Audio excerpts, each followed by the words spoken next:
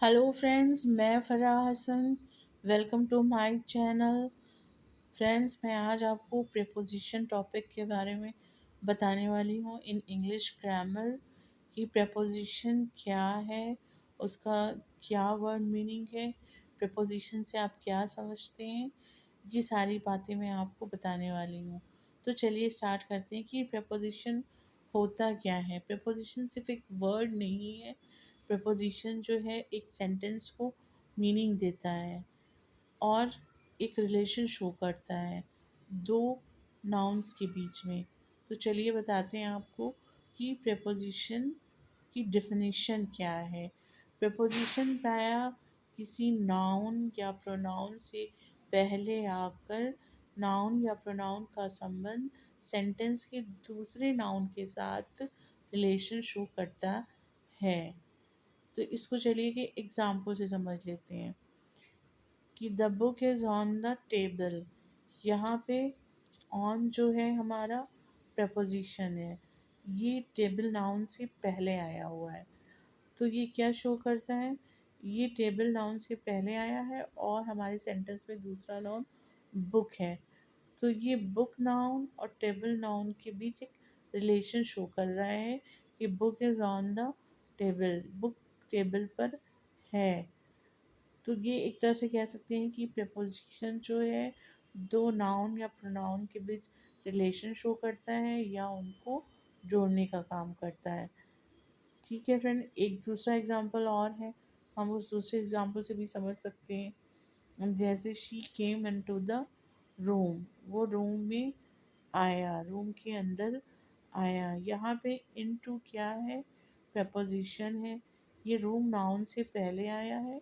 तो ये केम क्या है, वर्ब है। तो ये रूम नाउन और वर्ब केम को जोड़ने का काम करता है या एक दोनों के बीच में एक रिलेशन शो करता है। ठीक है फ्रेंड, तो ये आपने समझा कि प्रपोजिशन क्या होता है। प्रपोजिशन का काम होता है दो नाउन्स या दो नाउन या वर्ब्स या दो सिचुएशन के बीच में एक रिलेशन शो करना। नीचे कुछ सेंटेंस दे रहे हैं, उसमें उन वाक्यों में मे आया हुआ है। तो उसमें मे की इंग्लिश में डिफरेंट डिफरेंट पोजीशन आएगा। मे की इंग्लिश में सारे वाक्यों में हिंदी मे की इंग्लिश इन नहीं लिखेंगे, बल्कि word wise situation wise preposition लगाना होगा आपको। जैसे वो कमरे में है, he is in the room. तो अब यहाँ पे मे के लिए इन का यूज़ किया गया है। यहाँ पे इन का यूज़ इसलिए होगा जब हम बात करते हैं कि कोई चीज़ किसी के अंदर मौजूद है, तो वहाँ पे हम इन का यूज़ करते हैं। अब फिर यहाँ पे देखिए मे का यूज़ हो गया है, वो कमरे में गया। तो जब लेकिन यहाँ पे इसकी इंग्लिश बनाएंगे तो he got into the room, यहाँ पे इनटू प्रपोजिशन यूज़ हुआ है।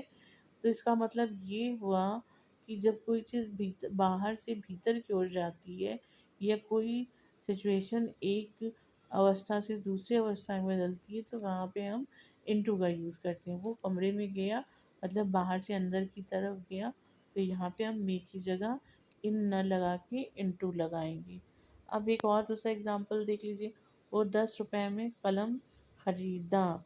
अब यहाँ पे प्रपोजिशन फॉर लग जाएगा। तो यहाँ पे इस सेंटेंस का क्या मतलब निकल रहा है कि उसने 10 रुपए से कलम खरीदा। तो यहाँ पे फॉर लग गया। उसी तरह एक और एग्जांपल देखिए, वो 1 घंटे में आया। यहाँ पे मे का आफ्टर आ जाएगा, ही केम आफ्टर एन आवर। तो यहाँ पे वो 1 घंटे में आया, क्या सेंस निकल रहा है कि वो 1 घंटे के बाद आया। तो यहाँ पे हमने आफ्टर प्रपोजिशन का यूज़ किया है। प्रत्येक हाथ में 5 उंगलियाँ हैं। We have 5 fingers on each hand. यहाँ पे मे की जगह इन ना होके ऑन आया है। तो यहाँ पे सेंटेंस का मतलब क्या निकल रहा है कि प्रत्येक हाथ पर 5 उंगलियाँ हैं। तो इस तरह से हम ये देखते हैं कि प्रपोजिशन जो है वो सिचुएशन के अकॉर्डिंग लगता है, वर्ड वाइज के अकॉर्डिंग लगता है।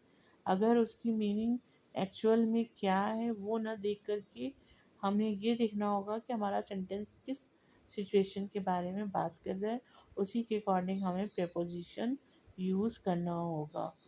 ओके फ्रेंड, आपको इतनी प्रेपोजिशन के बारे में इतना समझ में आ गया होगा। अब मिलते हैं आपसे नेक्स्ट वीडियो में, नेक्स्ट टॉपिक के साथ नहीं, प्रेपोजिशन टॉपिक ही लूँगी, लेकिन इसके आगे के बारे में आपको बताऊँगी। तब तक के लिए फ्रेंड्स, जय हिंद।